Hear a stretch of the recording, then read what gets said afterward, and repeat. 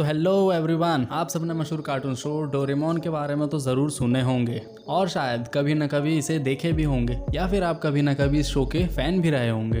तो दोस्तों, आज हम उसी मशहूर कार्टून शो के बारे में आपको कुछ ऐसे इफेक्ट्स बताएंगे जिनको आपने कभी नहीं सुने होंगे। जैसे कि नंबर 1, क्या आप जानते हैं इस शो की शुरुआत कब और कैसे हुई थी? नंबर 2, क्या आपको पता है डोरेमोन के फ्यूचर में क्या क्या होगा? एंड नंबर 3, इस शो के कारण जापान में क्या क्या बदलाव आए हैं। तो चलिए जानते हैं ऐसे ही कुछ और फैक्ट्स के बारे में। So guys, you are going to know the facts about the most popular cartoon show Doraemon by one and only facts Adobe. And here the fact number 1 is, show की शुरुआत कब और कैसे हुई? दोस्तों, क्या आपको पता है इस पॉपुलर शो की शुरुआत कब हुई थी? असल में दोस्तों, यह शो सबसे पहले 8 अगस्त 1969 को आया था। आपको यह जानकर हैरानी होगी दोस्तों कि यह शो सबसे पहले टीवी पर नहीं बल्कि एक कॉमिक के रूप में आया था जिसका नाम है मैंगा कॉमिक। यह सीरीज काफी लंबे समय तक चली भी थी। जो मैंगा कॉमिक सीरीज 1969 में शुरू हुई थी, वही मैंगा सीरीज 23 जून 1996 में खत्म हुई थी। इस हिसाब से यह सीरीज लगभग 27 साल चली थी, जिसका मतलब है कि यह सीरीज दर्शकों को भी बहुत अच्छी लगी थी। फैक्ट नंबर 2,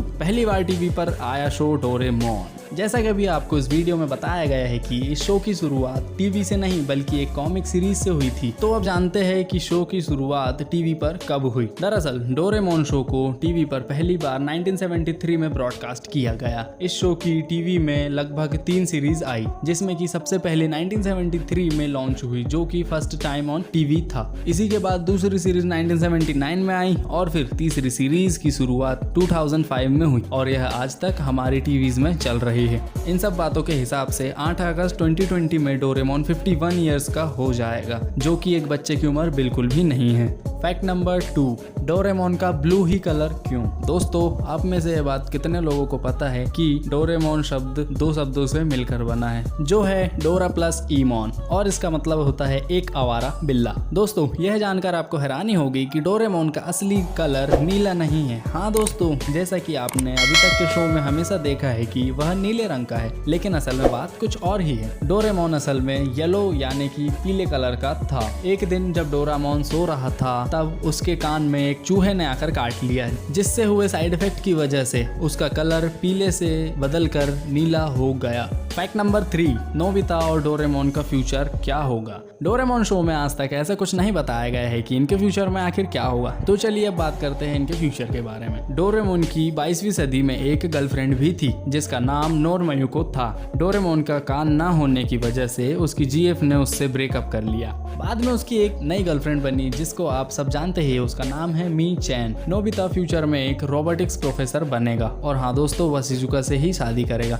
नोबिता की हमेशा बैंड बजाने वाला जियान एक बिजनेसमैन बनेगा। सबसे होशियार डेकिसुगी लाइफ में आगे जाकर एक एस्ट्रोनॉट बनेगा और ये नोसुमा नाम की एक लड़की से शादी करेगा। सूनियो फ्यूचर में उसके पापा का बिजनेस ज्वाइन करेगा।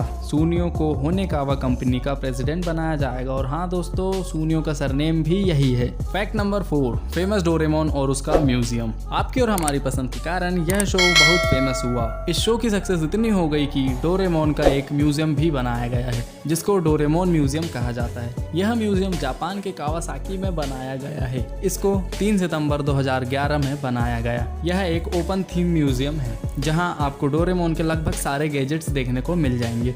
अगर आप भी एक डोरेमोन के फैन हैं तो आपकी विश लिस्ट में यह जगह का नाम भी होगा।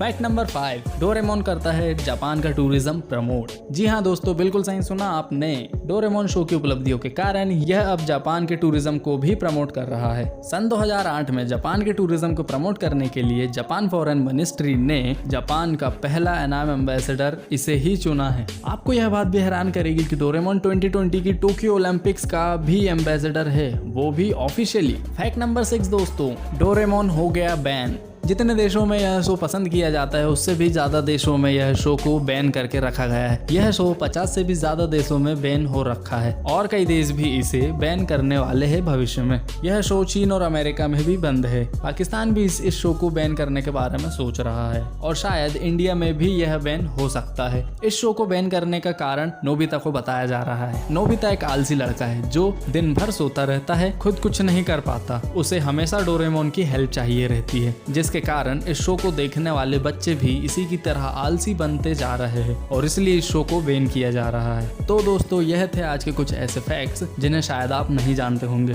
फिर मिलेंगे आपसे नई वीडियो में, तब तक के लिए अपने डोरेमोन फैंस के साथ इस वीडियो को शेयर करिए, इस वीडियो को लाइक करो और चैनल को सब्सक्राइब करना तो जरूरी ही है। तब तक के लिए बाय बाय।